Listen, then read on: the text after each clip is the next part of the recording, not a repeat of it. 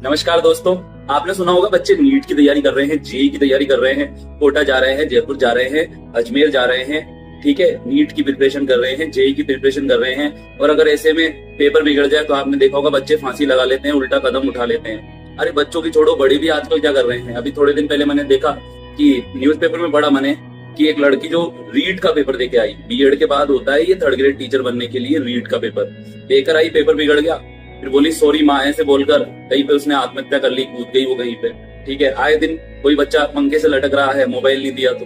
ठीक है, सबसे पहली बात तो अगर कोई पेपर बिगड़ रहा है या बच्चा डिप्रेशन में है, वो किसी एग्जाम की तैयारी नहीं कर पा रहा है, तो उसको मेरी बात ये सुननी चाहिए कि आपको क्या लग रहा है आपका पेपर बिगड़ गया तो क्या आपकी जिंदगी खत्म हो गई? क्या हो गया? पेपर बिगड़ गया तो कुछ नहीं हुआ। अगर आपका रीट का पेपर बिगड़ गया, अगर आपका जेई का या नीट का पेपर बिगड़ भी गया तो भी क्या हो गया?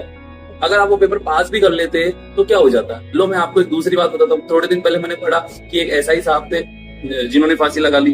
अब वो तो पुलिस इंस्पेक्टर थे ना, बहुत बड़े। फिर थोड़े दिन पहले मैंने पढ़ा कहीं पे न्यूज़पेपर के अंदर एक जज साहब थे, वो अपने थोड़ा फैमिली मतलब डिस्टरबेंस के कारण या घरेलू कुछ प्रॉब्लम थी उसके कारण उन्होंने फांसी लगा ली।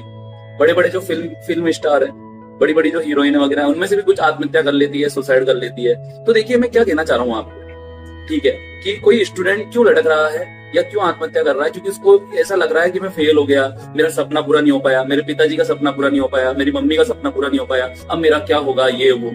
अरे भाई आप ये भी तो देखिए कि जिनके सपने पूरे हो चुके हैं, अगर नौकरी लगने से या नीट जेई का या रीट का पेपर पास करने से अगर सारी खुशियां मिल रही होती और सारी जिंदगी अगर अच्छी हो गई होती, तो फिर जो जज साहब या जो हमारे इंस्पेक्टर साहब जो फांसी लगा रहे हैं वो क्यों लगा रहे हैं? जो बहुत बड़े बड़े जो फिल्म स्टार है, ठीक है, उनमें से भी कई लोग आत्महत्या कर चुके हैं। ऐसा क्यों हो रहा है? इसका मतलब यह है कि हम हमारी लाइफ से संतुष्ट नहीं। अगर देखो मैं तो आपको एक ही सलाह देना चाहूंगा, पढ़ाई लिखाई की ज्यादा कोई टेंशन लेने की जरूरत नहीं है। मैं खुद भी टीचर हूँ, बच्चों को पढ़ाता हूँ। मैं बच्चों को बोलता हूँ कि बच्चों बस तुम मेहनत करो दिन रात, अच्छे मन से, टेंशन मत लो। टेंशन लेने से नंबर नहीं आएगा, पढ़ाई करने से नंबर आएगा। ठीक है, अब बच्चे बोलते हैं कि लेकिन सर वो पढ़ाई करते हैं तो टेंशन तो होती है। अरे तुम देखो मेरी बात सुनो, दो स्टूडेंट है, एक का नाम राम है, एक का नाम श्याम है। ठीक है, राम और श्याम दोनों ही किसी पेपर की तैयारी कर रहे हैं। ठीक है, अब राम तो क्या सोचकर पढ़ रहा है कि मुझे 10 घंटे रोजाना पढ़ना है वरना मैं फेल हो जाऊंगा, वरना मेरा क्या होगा, मैं फेल नहीं होऊंगा, मेरा क्या होगा, मैं 10 घंटे रोज पढ़ना है मुझे।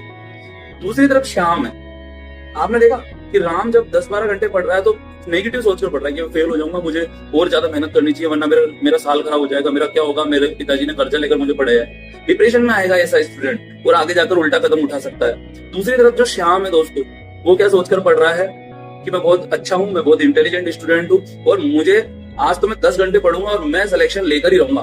ठीक है, मजा आ जाएगा सिलेक्शन लेने के बाद जिंदगी का, डॉक्टर बन जाऊंगा, इंजीनियर बन जाऊंगा, लाइफ। यहाँ पर आपने देखा दोनों की थिंकिंग में दोनों ही 10-10 घंटे पढ़ाई कर रहे हैं, लेकिन ये नेगेटिव सोचकर पढ़ाई कर रहा है, ठीक है ना, और ये पॉजिटिव सोचकर पढ़ाई कर रहा है। तो आप भी दोस्तों पॉजिटिव सोचकर ही पढ़ाई करें, ठीक है ना, स्टडी करें। अब इंपॉर्टेंट बात मैं आपको क्या कहना चाहता हूँ दोस्तों, कि ये जो जिंदगी है ये एक बार मिली है।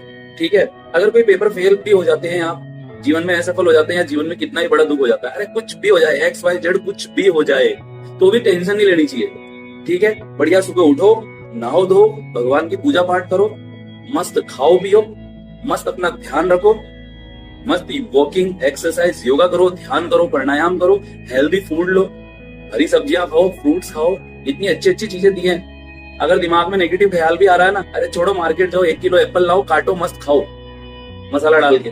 टेंशन लेने से कुछ नहीं होगा, मस्त रहो, जिंदगी एक बार मिली है। ठीक है, जिंदगी एक बार मिली है दोस्तों, ये जिंदगी सिर्फ एक बार मिली है दोस्तों, ये दोबारा नहीं मिलेगी। आज का दिन जिंदगी में कभी नहीं आएगा दोबारा, तो आज से टेंशन को कर दो अलविदा और मस्त रहो, मस्त, कुछ नहीं रखा, सब फालतू की बातें हैं। मस्त रहो दोस्तों, खाओ पियो, ऐश करो, मस्त रहो। लेकिन दोस्तों मस्त रहने का मतलब ये नहीं होता कि हम गुटखा खाने लग जाएं, हम सिगरेट पीने लग जाएं, शराब पीने लग जाएं या गलत आचरण करने लग जाएं। मस्त रहने का मतलब ये नहीं है कि होटलों में जाकर उल्टा सीधा खा रहे हैं, पार्टियां कर रहे हैं, पढ़ाई लिखाई छोड़ दी कि LS सर ने कहा था मस्त रहो। अरे भैया, मस्त रहने का मतलब है कि अच्छे से सुबह जल्दी उठे, पूजा पाठ करें, अच्छा हेल्दी फूड लें, दिमाग में अच्छे विचार रखें, किसी से भी ना चिढ़े, अच्छे लोगों की मदद करें, अच्छे लोगों से अच्छा व्यवहार करें, बुरे लोगों से दुश्मनी ना रखें, बुरे लोगों को इग्नोर करें, अच्छा जीवन जिए। ठीक है, जो भी आप जीवन में प्राप्त करना चाहते हैं, अगर आप अमीर बनना चाहते हैं, अगर आप गवर्नमेंट जॉब लगना चाहते हैं, आप जीवन में सफल होना चाहते हैं, तो रोजाना उस चीज के लिए प्रयास करें, अच्छी सोच रखते हुए प्रयास करें, पॉजिटिव रहते हुए प्रयास करें। अगर आप असफल हो जाएं तो कोई बात नहीं, वापस नया दिन आएगा, वापस नए जोश के साथ में आप तैयारी करें, खुश रहें, मस्त रहें, ठीक है। और जीवन में सबसे बड़ी बात संतुष्ट रहें दोस्तों, क्योंकि संतुष्टि ही सबसे बड़ा सुख देती है दोस्तों। सभी को मेरा राधे राधे, सभी को जय श्री कृष्ण दोस्तों।